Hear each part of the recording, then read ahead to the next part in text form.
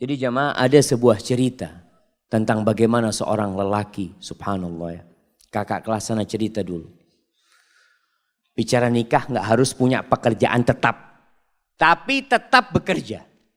Biasanya kan orang tua bingung ngelihat, nah itu calon suamimu kerjaannya belum tetap, nah kata dia. Dia kerjanya serabutan. Alhamdulillah, yang penting mau bekerja. Rizki itu tidak harus dengan bekerja jamaah. Subhanallah, ada rizki dari arah yang tidak disangka-sangka. Yang orang gak akan berpikir, ya Allah kok bisa fulan dapat rizki itu. Itulah Ar-Razzaq Dzul Quwwatil Matin. Kembali ke cerita bagaimana seorang lelaki ketika dia mau melamar seorang wanita. Itu subhanallah. Perempuan itu setiap dilamar oleh laki-laki, yang lamar ini orang-orang sukses jamaah. Semuanya mundur. Karena apa? Karena orang tuanya ketika datang itu lelaki melamar ditanya, mau dikasih berapa anak saya? Di sini berapa pasarannya Ustaz? Nah, nggak tahu Ustaz. Berapa pasarannya di Banjar jemaah? Berapa? 30? Ada 50? Iya. Oh yang 50 yang bagus jemaah. Nah, astagfirullahaladzim. Jadi 20 yang pertengahan gitu. Masya Allah. Tapi memang ada, mahar itu ada mahar standar jemaah. Setiap kampung itu punya standar yang berbeda-beda.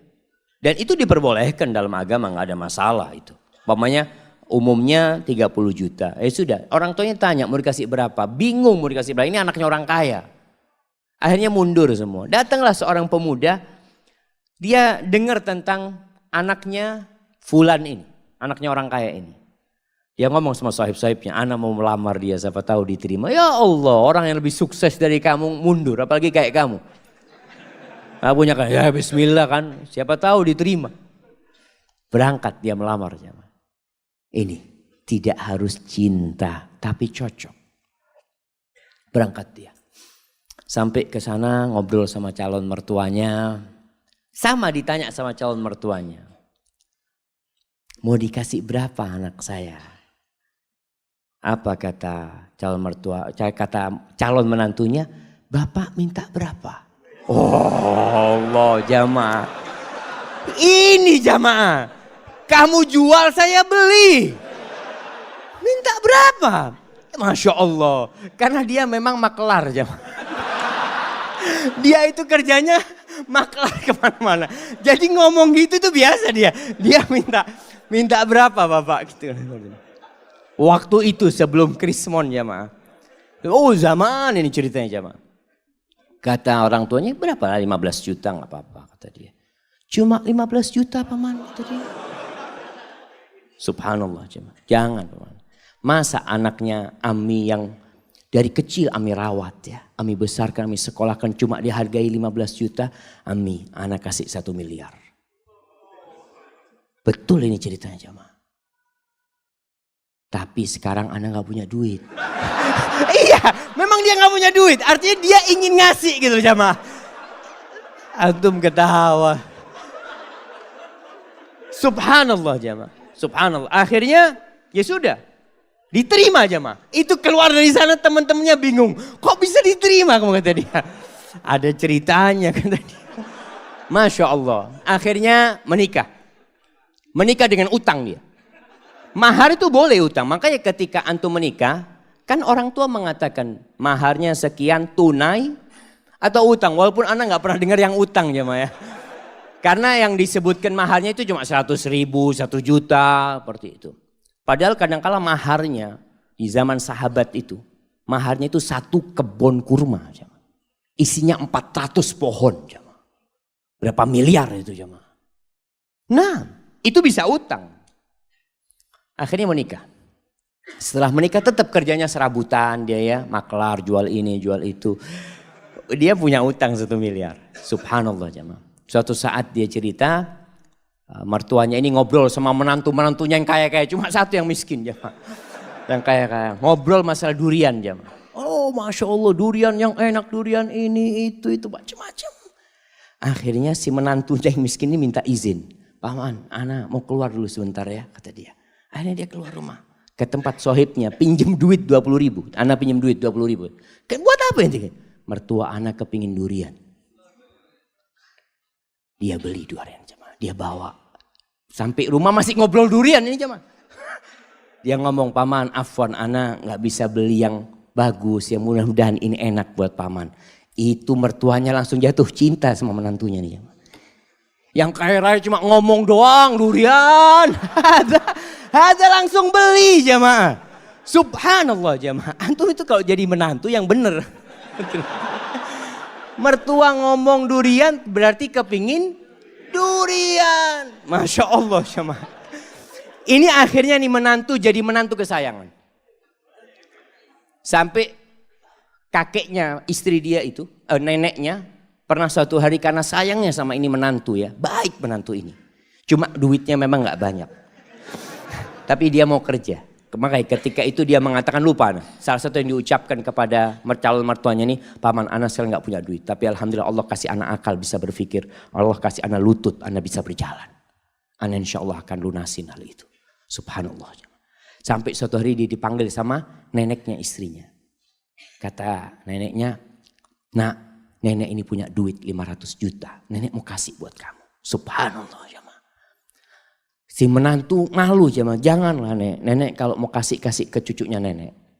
Biar nanti anak pinjam anak putar duitnya. Masya Allah. Antum ketawa. Ini laki-laki terhormat jemaah. Artinya dia gak mau terima. Dia nanti mau pinjam sama istrinya. Kalau sudah punya istrinya dia bisa pinjam. Masya Allah jemaah. Akhirnya diberikan kepada istrinya duitnya diputar. Dia lunasin 1 miliar jemaah.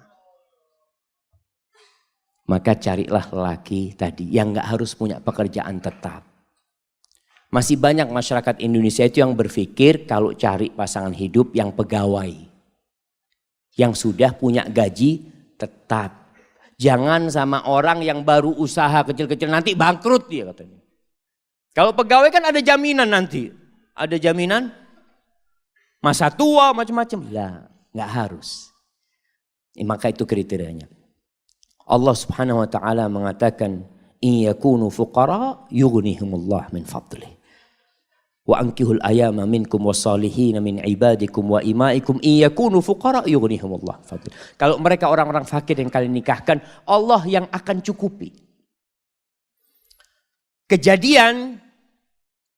Ini kejadian lain. Ada seorang wanita menikah dengan seorang lelaki karena dia sukses. Subhanallah, ketika suaminya bangkrut, minta cerai. Padahal sudah punya anak. Karena dia berpikir mau hidup senang dengan kekayaan. Wallahi jamaah ketahuilah. Kebahagiaan itu tidak didatangkan dari luar. Kebahagiaan itu tuh bukan di rumah yang mewah. Bukan di mobil yang mahal. La. Kebahagiaan itu sesuatu yang ada dalam jiwa antum. Nerima. Irda bima qasamallahu lak takun aghnan nas. Kata Nabi SAW, ridholah engkau dengan apa yang Allah berikan kepadamu. Engkau akan jadi orang paling kaya, kata Nabi SAW. Tapi adapun kalau mau cari istri, maka Rasul SAW mengatakan tungkahul mar'ali arba. Wanita itu dinikahin karena 4 hal. Nah, yang sudah menikah bisa sebutkan anak kasih hadiah. Nah, yang sudah menikah. Antum sudah nikah. Nah, berdiri. Karena kecantikannya. 4. Karena kekayaannya. Karena keturunannya, nasabnya. Karena enggak mandul. Agamanya mana? Taib, tunggu dulu pertanyaannya. Antum menikahi istri antum enggak nyebutkan agama, berarti antum cuma 3. Kenapa antum nikahin istri antum?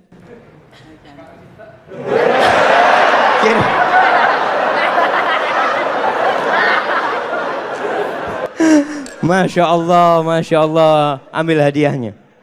Hadiahnya ditukar, Afan. Hadiahnya ditukar. Karena dia menikah karena cinta, anak kasih keluarga sakinah. Masya Allah. Bismillah. Alhamdulillah jamaah. Ada yang menikah karena cinta. Apa yang menyebabkan dia cinta? Wallahu a'lam. Bisa jadi karena cantik. Istri antum mudah-mudahan cantik. Tapi ingat kecantikan itu akan hilang. Tapi kalau cinta yang ada di hati kita tidak akan pernah hilang dengan izin Allah SWT. Kata Nabi SAW, tunkahul mar'atu li arba' limaliha wa hasabiha wa li jamaliha wa li diniha. Karena kekayaannya, sebagian orang mengatakan alhamdulillah ana mau cari perempuan kaya Ustaz. Kenapa? Ana sudah lama hidup susah Ustaz.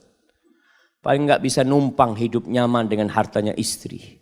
Ada. Janda nggak apa-apa janda. Ada yang seperti itu jemaah. Maka antum jangan heran ketika melihat anak muda menikah janda sama umur. Dia umur 20, istrinya umur 35. Janda punya anak 2. Nggak apa-apa, mungkin karena hartanya dia menikah. Yang kedua, karena nasabnya yang mulia. Keturunan Raja Banjar. Masya Allah. Yang ketiga, karena kecantikannya.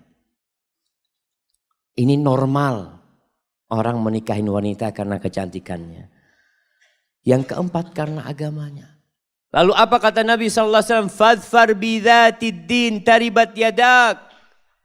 Kalau engkau ingin beruntung dalam kehidupanmu, engkau ingin merasakan kebahagiaan, keharmonisan dalam rumah tanggamu, fadfar bidzatid din.